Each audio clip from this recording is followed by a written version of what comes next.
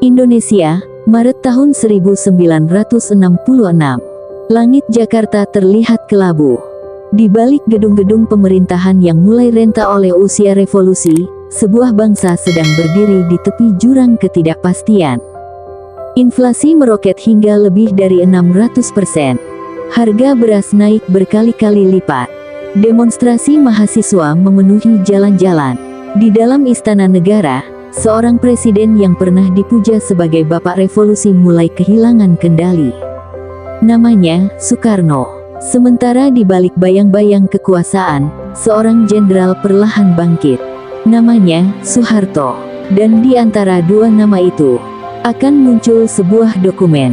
Hanya satu lembar surat, namun surat itu akan mengubah arah sejarah Indonesia. Namanya kelak dikenal sebagai Super Semar, Surat Perintah 11 Maret. Tetapi hingga hari ini, banyak orang masih bertanya, apakah surat itu benar-benar perintah biasa? Ataukah sebuah langkah politik paling menentukan dalam sejarah Indonesia? Untuk memahami misteri itu, kita harus kembali ke satu peristiwa yang mengguncang negeri ini. Tanggal 30 September tahun 1965. Malam Jakarta terasa ganjil. Sekitar pukul 3 dini hari, sekelompok pasukan bersenjata bergerak cepat menuju rumah para jenderal Angkatan Darat. Operasi ini dipimpin oleh seorang perwira, Letkol Untung Syamsuri, Komandan Batalion 1 Cakrabirawa. Pasukan masuk ke rumah para jenderal. Nama-nama yang menjadi target adalah Jenderal Ahmad Yani, R. Suprapto, Sutoyo Siswomiharjo, S. Parman, M.T. Haryono, D.I. Panjaitan. Beberapa jenderal dibunuh di rumah mereka. Mayat mereka kemudian dibawa ke sebuah tempat terpencil di selatan Jakarta. Tempat itu bernama Lubang Buaya. Pagi harinya, tanggal 1 Oktober tahun 1965, sebuah siaran radio mengejutkan seluruh Indonesia. Gerakan ini mengaku sebagai Gerakan Tanggal 30 September. Mereka menyatakan bahwa para jenderal yang dibunuh adalah bagian dari Dewan Jenderal yang dituduh hendak menggulingkan Presiden Soekarno. Namun keadaan berubah cepat. Di markas Kostrad di Jalan Merdeka Timur, seorang jenderal mengambil keputusan yang akan mengubah arah situasi. Namanya Mayor Jenderal Soeharto. Pagi tanggal 1 Oktober tahun 1965, Soeharto menerima laporan bahwa para jenderal Angkatan Darat telah diculik. Ia segera mengambil alih komando militer di Jakarta. Dengan cepat, ia mengonsolidasikan pasukan. Markas Kostrad menjadi pusat operasi. Dalam hitungan jam, pasukan yang mendukung gerakan tanggal 30 September mulai terdesak. Sore hari itu juga, Soeharto memerintahkan operasi militer untuk merebut kembali RRI Jakarta dan gedung telekomunikasi. Dalam waktu singkat, pusat komunikasi negara kembali dikuasai militer. Gerakan tanggal 30 September runtuh hampir secepat kemunculannya. Namun dampaknya jauh lebih besar. Soeharto kemudian menyatakan bahwa dalam peristiwa itu adalah PKI, Partai Komunis Indonesia. Partai komunis terbesar di luar Uni Soviet dan Tiongkok itu segera menjadi sasaran kemarahan nasional.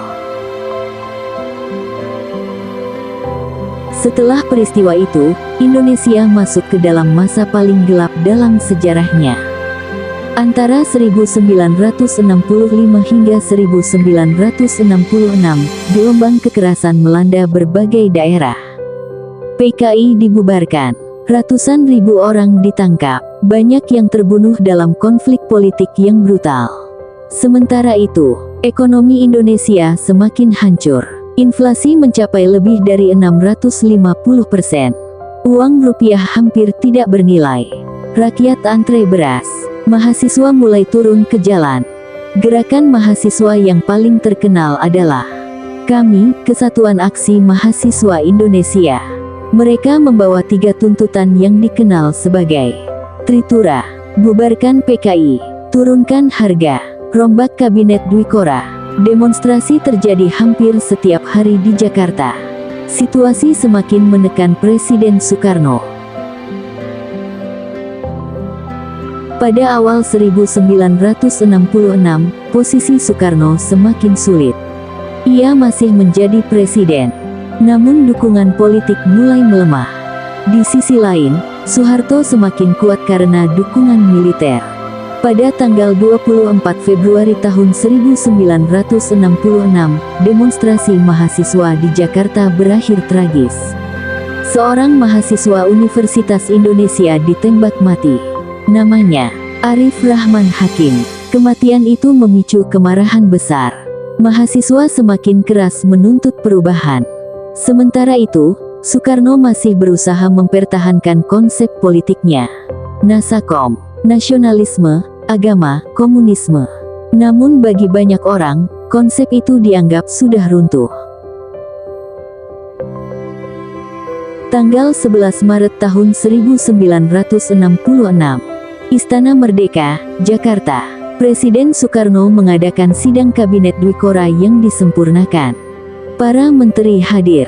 Beberapa tokoh penting di ruangan itu antara lain Subandrio, Wakil Perdana Menteri, Hairul Saleh, Leimena. Namun suasana sidang terasa tegang. Di luar istana, demonstrasi mahasiswa terus berlangsung. Tiba-tiba seorang ajudan masuk dengan wajah cemas. Ia berbisik kepada Soekarno, "Ada pasukan tak dikenal di sekitar istana." Soekarno terkejut. Ia khawatir akan terjadi kudeta. Dengan cepat ia berdiri. Sidang ditunda. Presiden segera meninggalkan istana. Ia naik helikopter menuju Istana Bogor. Sidang kabinet bubar dengan suasana penuh ketegangan. Namun peristiwa berikutnya akan jauh lebih menentukan. Sore hari itu, 3 jenderal berangkat ke Bogor. Mereka adalah Maijen Basuki Rahmat, Brigjen M. Yusuf, Brigjen Amir Mahmud. Ketiganya dikenal dekat dengan Presiden Soekarno.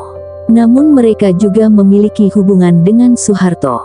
Ketika tiba di Istana Bogor, mereka meminta bertemu Presiden.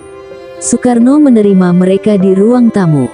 Percakapan berlangsung serius. Menurut beberapa kesaksian sejarah, mereka menyampaikan pesan dari Soeharto bahwa situasi keamanan negara sangat genting dan diperlukan langkah tegas untuk mengendalikan keadaan. Basuki Rahmat berkata dengan tenang, "Pak Presiden, negara membutuhkan keputusan cepat." Soekarno tampak berpikir keras. Di luar sana, tekanan politik semakin kuat. Akhirnya, sebuah ide muncul. Soekarno memutuskan membuat sebuah surat.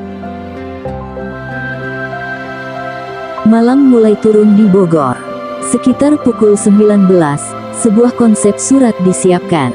Surat itu berisi perintah kepada Letjen Soeharto. Isinya memberikan wewenang kepada Soeharto untuk mengambil langkah-langkah yang dianggap perlu untuk mengamankan pemerintahan dan revolusi. Soekarno membaca kembali surat itu, lalu menandatanganinya. Tanggal yang tertulis, tanggal 11 Maret tahun 1966. Surat itu kemudian dikenal sebagai Super Semar, Surat Perintah 11 Maret. Namun sampai sekarang, misteri masih menyelimuti proses penandatanganannya. Beberapa versi mengatakan Soekarno menandatangani dengan sukarela. Versi lain menyebutkan ada tekanan militer. Sejarawan masih memperdebatkan hal itu hingga hari ini. Malam hari di Jakarta, di markas Kostrad, Soeharto menunggu kabar. Ketika 3 jenderal kembali dari Bogor, mereka membawa dokumen penting. Basuki Rahmat menyerahkan surat itu. Soeharto membaca perlahan. Wajahnya tenang. Namun di dalamnya, tersimpan kekuasaan yang sangat besar. Surat itu memberikan legitimasi kepada Soeharto untuk bertindak, dan ia tidak menunggu lama. Hanya dalam hitungan hari setelah menerima Super Semar, Soeharto mengambil langkah dramatis. Tanggal 12 Maret tahun 1966, ia mengumumkan pembubaran Partai Komunis Indonesia. PKI dinyatakan sebagai organisasi terlarang di seluruh Indonesia. Langkah berikutnya adalah penangkapan tokoh-tokoh yang dianggap dekat dengan PKI. Salah satu yang paling terkenal adalah Subandrio, Menteri Luar Negeri sekaligus orang kepercayaan Soekarno. Kekuatan politik Soekarno semakin melemah, sementara Soeharto semakin menguasai situasi negara. Selama tahun 1966 hingga 1967, kekuasaan perlahan berpindah tangan. Soekarno masih menjadi presiden secara resmi, namun kewenangan politiknya semakin berkurang. Akhirnya pada Maret tahun 1967, Majelis Permusyawaratan Rakyat sementara mengambil keputusan besar. Soekarno dicabut dari jabatannya sebagai presiden. Soeharto diangkat sebagai pejabat Presiden Republik Indonesia. Setahun kemudian, pada 1968, ia resmi menjadi presiden kedua Indonesia. Era baru dimulai, era yang kelak dikenal sebagai Orde Baru. Lebih dari setengah abad telah berlalu, namun satu pertanyaan masih menggema dalam sejarah Indonesia. Apakah Super Semar benar-benar perintah biasa? Ataukah sebuah langkah politik yang dirancang dengan sangat hati-hati? Naskah asli Super Semar bahkan sempat dinyatakan hilang. Beberapa versi surat pernah ditemukan, namun tidak ada yang benar-benar dipastikan sebagai dokumen asli. Sejarawan masih memperdebatkan isi dan proses kelahirannya. Tetapi satu hal tidak dapat disangkal. Pada malam tanggal 11 Maret tahun 1966 di Istana Bogor, sebuah surat ditandatangani. Surat itu hanya beberapa paragraf, namun kekuatannya cukup untuk mengubah arah sejarah sebuah bangsa. Dan sejak saat itu, Indonesia tidak pernah lagi sama.